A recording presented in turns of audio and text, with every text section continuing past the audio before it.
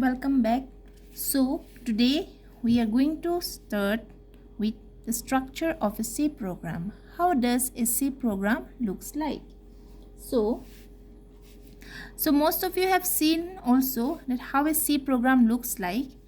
A C program always starts with a header file. It is called a header file, stdio.h. Then after that we used to have one main function,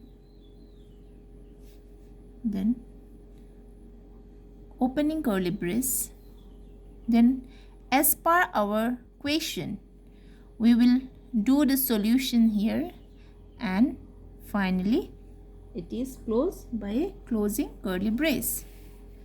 Now so depending on the type of the problem you were asked or the question you were asked, the implementation, the logic you have to write here.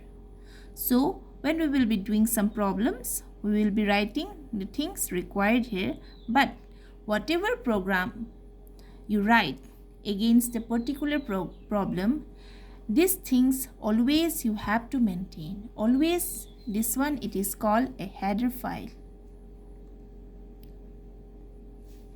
Call a header file. Now what is it? I told you that it's a header file, but what is its function? Why it is written? What is its purpose? So today we'll explain to you what this header file is written and why it is written. Now hash include stdio.h. Now this header file, it consists of three parts: hash, include, and within this angular bracket it is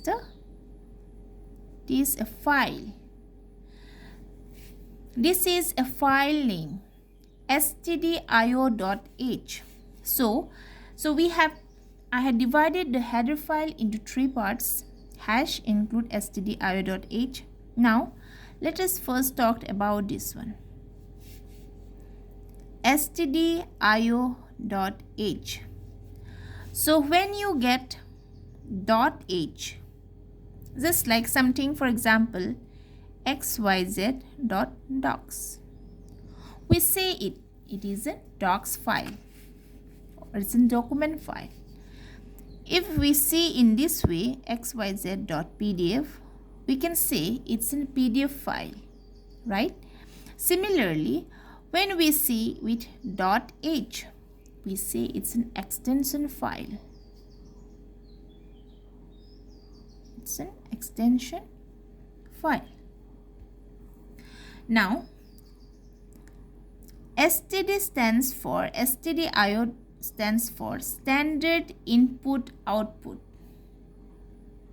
So this is a file which contains all the things required for input output operation in a C program. Okay. Now so this particular file stdio.h contains all the functions required to do the input output operation. Input output operation means, for example, a problem. I'm writing that display the number 10.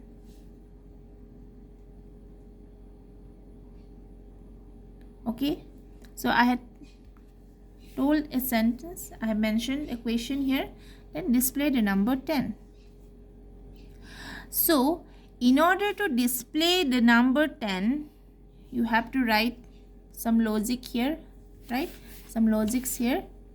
And the logic which is required to display the number 10 in your screen, in the laptop or in the computer, that particular those things are stored in this stdio.h under this file. Okay. Now suppose this is for a basic thing, right? Now coming to the first part. What is this? It is called hash. So what is this? It is called hash. So why it is required? It is required for pre-processing. It is required for pre-processing. Pre-processing of what? Pre-processing of what? Pre-processing of the program before its actual processing. Actual processing, to get the required result, you need to pre-process, and this has the function of this hash is to pre-process it before the actual processing happens. So what is this? It is used for pre-processing, and it itself, we also call it to be a special program. Special because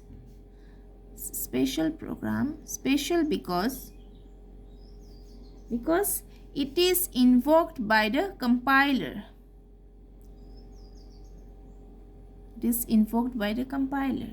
So now this particular term compiler, so it may be a new term for many of you who is learning C program for the first time. So what is actually a C compiler is? What is the function of this compiler? What is its role? Okay, so what is a compiler? Let us know it. So compilers are something which help you to transform the source code. What is the source code? This is the source code. Which you will be writing in high level language, that is in English language. Okay, so the language which we are writing this program in English language in general, right? So these are called high level language, and those high level language we are transforming into machine level language. So that is the function of the compiler. So what is the function of the compiler? It transforms the source code.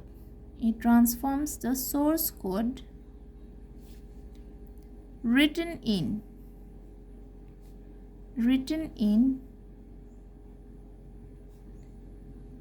high level language into low level language. So what is the low level language? Low level language, they are talking about the machine language.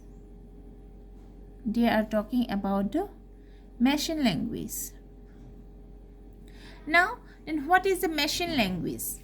So what is the machine language? The machine language is very simple. It is represented in terms of either 0 and 1, and combination of 0 and 1 in sequence. Those are machine language. Suppose this is a sequence I am writing. This sequence has a particular meaning.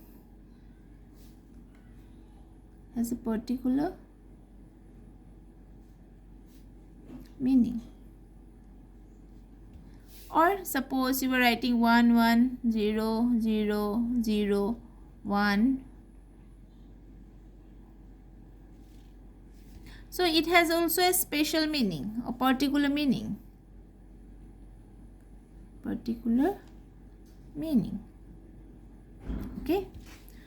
So the work of the, so whatever we write here against the question given to us, first, in order to execute it in the machine, in the computer is the machine, right? So this needs to be, so all the things whatever we write here, they need to be converted into this machine language. Okay, and who helps it in doing? The special program hash.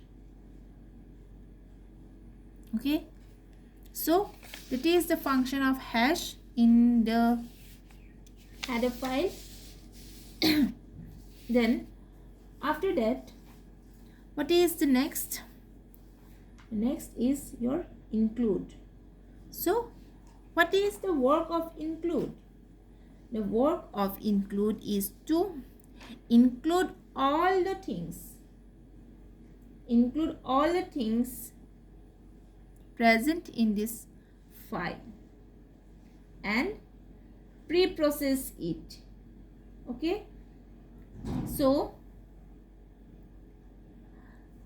this is the work of include in the header file. So I had mentioned it that hash include stdio.h. So hash include stdio.h. So hash, it is used to convert all the things whatever we write, because these things we are writing, we know it, we can understand it is written in English language, right?